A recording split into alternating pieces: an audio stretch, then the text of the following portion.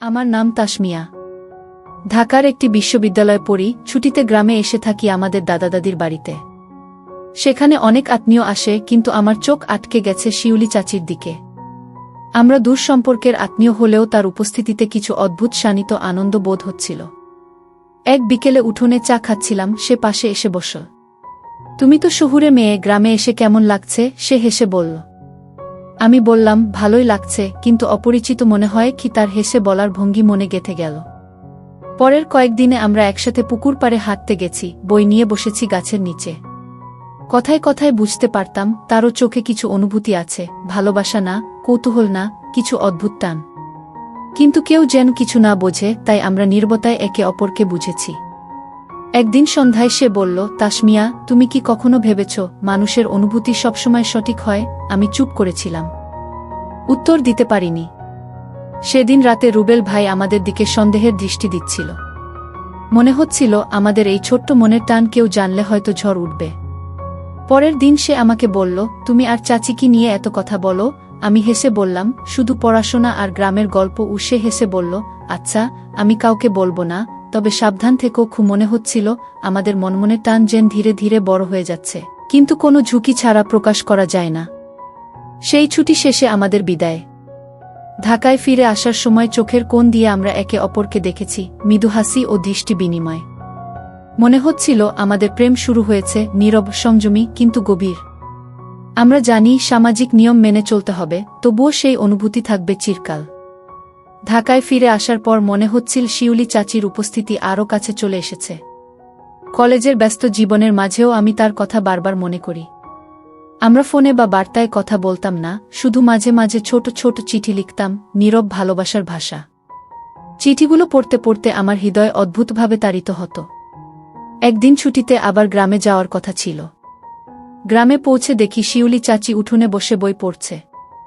আমার দেখামাত্র তার চোখে হালকা হাসি ফুটল।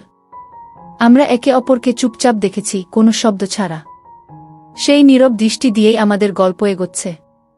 কিছু সময় ধরে আমরা পুকুর পাড়ে হাঁটতে গেলাম। হাওয়া বইছে, পাখির ডাক ভেসে আসছে। আমি অনুভব করলাম হৃদয় একে অপরের দিকে টানছে, কিন্তু কোনো কথাই বলা হচ্ছে না। প্রতিটি চেয়ে দেখা, প্রতিটি হালকা হাসি, প্রতিটি নিঃশব্দ আলাপ যেন আমাদের প্রেমকে গভীর করছে। মনে হচ্ছিল আমাদের ভালোবাসা এমন এক ধরনের বন্ধন, যা প্রকাশ পেলে সমাজের চোখে ভুল বোঝা হবে, তাই নীরব থাকাই সেরা। ছুটির দিনগুলো অতিক্রম করতে করতে আমাদের মধ্যে কিছু ছোট ছোট চ্যালেঞ্জও আসছে। কখনো কেউ আমাদের কাছাকাছি আসে, তখন আমরা একে অপরের চোখে তাকিয়ে বুঝি সব ঠিক আছে, কেউ কিছু বোঝেনি। কখনো কখনো শিউলি চাচি চলে যান অন্যদিকে, আর আমি বুকের ভেতর অদ্ভুত শূন্যতা অনুভব করি। সেই শূন্যতাকে পূর্ণ করে দেয় তার পরের নিঃশব্দ হাসি বা চোখের দৃষ্টি। গ্রামে বৃষ্টির রাতগুলো সবচেয়ে সুন্দর। বৃষ্টি ভেজা উঠোনে আমরা বই নিয়ে বসি, শুধু চোখে চোখ রেখে একে অপরকে বোঝার চেষ্টা করি।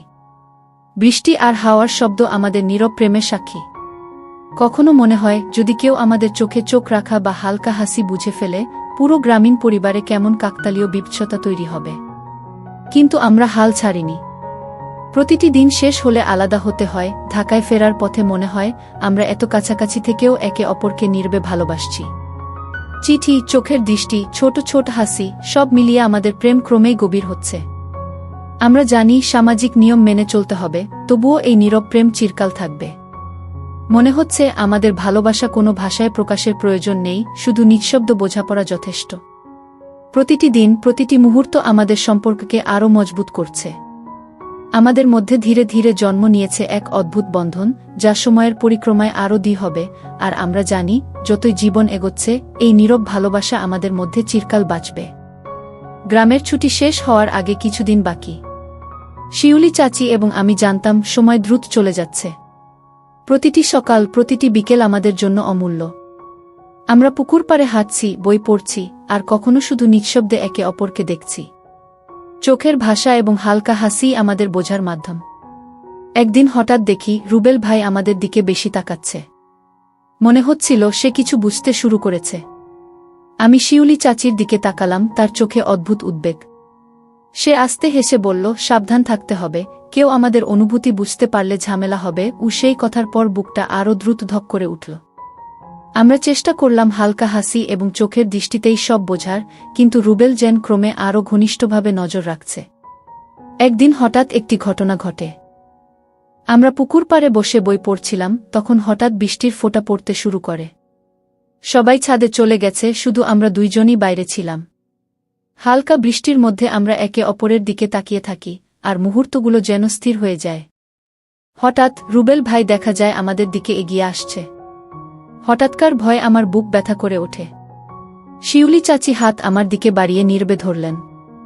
আমরা একে অপরকে বোঝার চেষ্টা করলাম। রুবেল এগিয়ে আসার সঙ্গে সঙ্গে আমরা দ্রুত বইগুলো তুলে নিয়ে ঘরের দিকে দৌড়ালাম, আর ভেতরের দৃষ্টি বিনিময় বলল, সব ঠিক আছে, ভয় পেও না। রুবেল সেই মুহূর্তে শুধু হেসে চলে গেল, কিন্তু আমার মনে ভয় আর উত্তেজনার মিশ্র অনুভূতি হল। মনে হচ্ছিল আমাদের নীরব প্রেম কতটা ফ্রেজাইল, কেবল একটি চোখে চোখ পড়লেই সব ফাঁস হতে পারে। ছুটির শেষ দিনগুলোতে আমরা আরও সাবধানে চলেছি। চিঠি, চোখের ভাষা, নিঃশব্দ আলাপ, সব মিলিয়ে আমাদের সম্পর্ক আরও গভীর হয়েছে। প্রতিটি বিদায়ের সময় চোখের দৃষ্টি বিনিময় আমাদের মনে করিয়েছে, এই নীরব ভালোবাসা কোনো একদিন প্রকাশ পাবে না, কিন্তু চিরকাল থাকবে। আমরা জানি সামাজিক নিয়ম মেনে চলতে হবে, তবুও আমাদের হৃদয়ে সেই বন্ধন শক্তভাবে বেঁচে আছে। ছুটির শেষ কয়েকদিন বাকি। প্রতিটি দিন যেন আমাদের জন্য অমূল্য হয়ে উঠেছে। শিউলি চাচি এবং আমি পুকুর পাড়ে হাঁটছি, বই পড়ছি, অথবা শুধু নিঃশব্দে একে অপরের চোখে চোখ রাখছি। চোখের ভাষা, নিঃশব্দ হাসি, সব মিলিয়ে আমাদের নীরব প্রেম আরও গভীর হচ্ছে। একদিন হঠাৎ দেখি গ্রামের নতুন স্বাগত অতিথি হিসেবে আমাদের বাড়িতে এসেছে চাচার এক পরিচিত বন্ধু, মণি মামা। তার সঙ্গে রুবেল ভাইও আছেন। মণি মামা এমন একজন যে খুব লক্ষ্য করে এবং অনেক কিছুই বুঝতে পারেন। প্রথমে মনে হল সে কেবল গল্পে ব্যস্ত, কিন্তু ধীরে ধীরে চোখের কোণ দিয়ে আমাদের দিকে নজর রাখছে। হঠাৎ অনুভব করি আমাদের নীরব টান রয়ে গেছে মাত্র চোখে চোখে। হালকা হাসি, বইয়ের পাতা উল্টানো, সবকিছু যেন খেয়াল করছে। শিউলি চাচি আমাকে দেখলেন, তার চোখে উদ্বেগ, আর সে নিঃশব্দে বললেন, সাবধান থাকতে হবে, কেউ যদি আমাদের অনুভূতি বুঝে ফেলে, পুরো গ্রামীণ পরিবারে ঝড় উঠতে পারে। আমি চুপ করে থাকি, কিন্তু বুকের ভেতর অদ্ভুত উত্তেজনা আর ভয় মিশে যাচ্ছে। পরের দিন সকালে আমরা পুকুর পাড়ে হাঁটছিলাম। হঠাৎ বৃষ্টির ফোঁটা পড়তে শুরু করে। চারপাশ নীরব, শুধু হাওয়া আর পাখির ডাক। আমরা নিঃশব্দে একে অপরের দিকে তাকাই। সে সময় দেখি রুবেল ভাই হঠাৎ আমাদের দিকে এগোচ্ছে, আর সঙ্গে মণি মামা। বুকের ভেতর ধক করে ওঠে। শিউলি চাচি দ্রুত হাত বাড়িয়ে আমার হাত ধরে ধরলেন, আর আমরা দুজনই দৌড়ে ঘরের দিকে। দৌড়ানোর সময় চোখের দৃষ্টি দিয়ে বোঝাচ্ছিল, সব ঠিক আছে, ভয় পেও না। রুবেল এবং মণি মামা কিছু বুঝতে পারলেন না, শুধু হেসে চলে গেলেন, কিন্তু সেই মুহূর্তে আমাদের হৃদয় অস্থির হয়ে উঠল। তারপরও আমরা বুঝতে পারলাম আমাদের নীরব প্রেম কতটা ফ্রেজাইল। যে কোনো মুহূর্তে এক ভুল চোখের দৃষ্টি, এক ভুল কথা, সব ফাঁস হয়ে যেতে পারে। বাকি ছুটির দিনগুলোতে আমরা আরও সাবধানে চলেছি। প্রতিটি ছায়া, প্রতিটি দৃষ্টি, প্রতিটি হাসি আমাদের সম্পর্ককে আরও গভীর করে তুলছে। যখন বিদায়ের দিন আসে, ঢাকায় ফেরার সময় চোখের কোণ দিয়ে একে অপরকে দেখাই, মৃদু হাসি এবং নিঃশব্দ বিদায়ের অনুভূতি। মনে হচ্ছে আমাদের প্রেম চিরকালই থাকবে, নিঃশব্দ, সংযমী, কিন্তু গভীর। আমরা জানি সামাজিক নিয়ম মেনে চলতে হবে, তবুও সেই সম্পর্কের বন্ধন আমাদের হৃদয়ে অটুট। প্রতিটি চিঠি, চোখের ভাষা, নিঃশব্দ আলাপ আমাদের নীরব প্রেমকে আরও দ্বিগুণ করছে। আমরা জানি যতই জীবন এগোচ্ছে, এই নীরব ভালোবাসা চিরকাল বেঁচে থাকবে। প্রতিটি মুহূর্ত, প্রতিটি দেখা আমাদের মনে করিয়ে দিচ্ছে, সত্যিকারের ভালোবাসা কখনো ভাষার প্রয়োজন হয় না, নিঃশব্দেও তা প্রকাশ পায়। ঢাকায় ফিরে এসে জীবন আগের মতো ব্যস্ত হলেও মনে যেন শিউলি চাচির কথা বারবার ঘুরপাক খাচ্ছে। চিঠি, ছোট ছোট বার্তা, চোখের দৃষ্টি, সবকিছু এখন আমার জীবনের অংশ হয়ে গেছে। আমরা দুজনেই জানি সামাজিক নিয়ম মেনে চলতে হবে, তাই প্রকাশ্যে কোনো কথা বলা যায় না। প্রতিটি সন্ধ্যা, প্রতিটি রাত আমাকে তার কথা মনে করিয়ে দেয়। একদিন কলেজ থেকে ফিরে দেখি তার চিঠি এসেছে, নিঃশব্দে মনের কথাগুলো লেখা। পড়তে পড়তে চোখ ভিজে গেছে, কারণ প্রতিটি শব্দে তার আবেগ ফুটে উঠেছে। আমি লিখি উত্তর, কিন্তু সংযম রেখেই।